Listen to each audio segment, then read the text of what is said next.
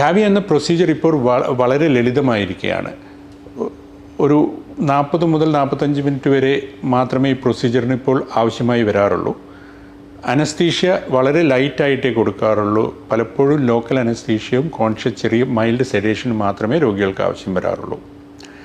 അതിനുശേഷം ആദ്യമായി ചെയ്യുന്നത് കാലിലെ രക്തക്കുഴലിൽ ഈ നമ്മുടെ ട്യൂബ് ഇടുക എന്നുള്ളതാണ്. കാലിലെ രക്തക്കുഴൽ ട്യൂബ് ഇട്ടതിന് ശേഷം കാൽഷ്യം അടിഞ്ഞ അയോട്ടിക് വാൽവിൻ്റെ അവിടേക്ക് നമ്മളൊരു വയർ കൊണ്ടുപോകുന്നു. ആ വയറിലൂടെ ഒരു ബലൂൺ കൊണ്ടുപോയിട്ട് ആദ്യം ഈ കാൽഷ്യത്തിനെ ബലൂൺ കൊണ്ട് വികസിപ്പിച്ച് വിടർത്തി ഒരു വാൽവ് അവിടെ കൊണ്ടുപോകാനുള്ള ഗ്യാപ്പ് ഉണ്ടാക്കി വയ്ക്കും. ഇതെല്ലാം ഒരു ബീറ്റിംഗ് ഹാർട്ടിൽ തന്നെയാണ് ചെയ്യുന്നത്. പലപ്പോഴും ചില രോഗികൾ വളരെ കോൺഷ്യസ് ആണെങ്കിൽ അവർക്ക് കാണാം എന്താണ് സംഭവിക്കുന്നത് എന്നുള്ളത്. അതിനുശേഷം നമ്മൾ ലോഡ് ചെയ്ത വാൽവ് പല രൂപത്തിൽ വരുന്നുണ്ട്. ഒന്ന് ബലൂണിൻ്റെ മേലെ ലോഡ് ചെയ്യുന്നതും അതുപോലെ ഒന്ന് സെൽഫായിട്ടൊരു ട്യൂബിൻ്റെ ഉള്ളിൽ ലോഡ് ചെയ്യുന്നതും. രണ്ട് മെക്കാനിസമാണെന്നേ ഉള്ളൂ.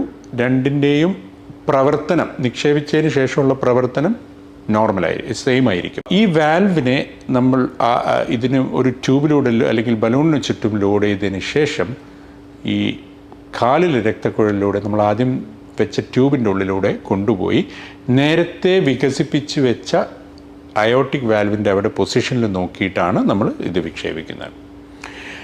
വാൽവ് കംപ്ലീറ്റ് ആയിട്ട് ഓപ്പൺ ആയി കഴിഞ്ഞാൽ നമ്മൾ എക്കോകാർഡിയോഗ്രാഫി അല്ലെങ്കിൽ ആൻജിയോഗ്രാഫിയിലൂടെ ഇതിൻ്റെ പ്രവർത്തനം ഉടനെ തന്നെ നമുക്കറിയാണ്.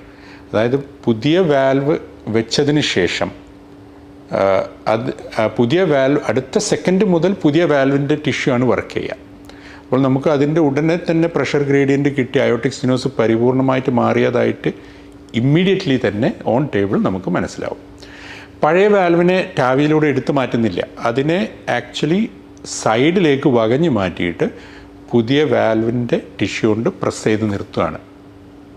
ഏറെക്കുറെ ആൻജിയോപ്ലാസ്റ്റിയിൽ നമ്മൾ ബ്ലോക്കിനെ മാറ്റുന്ന പോലെ തന്നെ. ഇമ്മീഡിയറ്റ്ലി ഈ പുതിയ വാൽവ് വർക്ക് ചെയ്ത് നോക്കും. അത് എക്കോയിലൂടെയും അല്ലെങ്കിൽ നമ്മുടെ പ്രഷർ റെക്കോർഡിങ്ങിലൂടെയും നമുക്ക് മനസ്സിലാവും ഈ വാൽവ് നോർമലി ആയിട്ടുണ്ട്, അതിന് ലീക്കില്ല, അതിൻ്റെ സ്ഥാനം പെർമനൻ്റ് ആണ്, അത് സ്റ്റേബിളാണ് എന്ന് മനസ്സിലാകും. അപ്പോൾ അതിനുശേഷം ഈ കാലിലെ ട്യൂബ് നമ്മൾ റിമൂവ് ചെയ്ത് അതുപോലെ ഓപ്പൺ ചെയ്യാതെ സ്യൂച്ചറിങ് ചെയ്യുന്ന മെക്കാനിസത്തിലൂടെ ആ ദ്വാരവും അടയ്ക്കുകയാണ് ചെയ്യുക.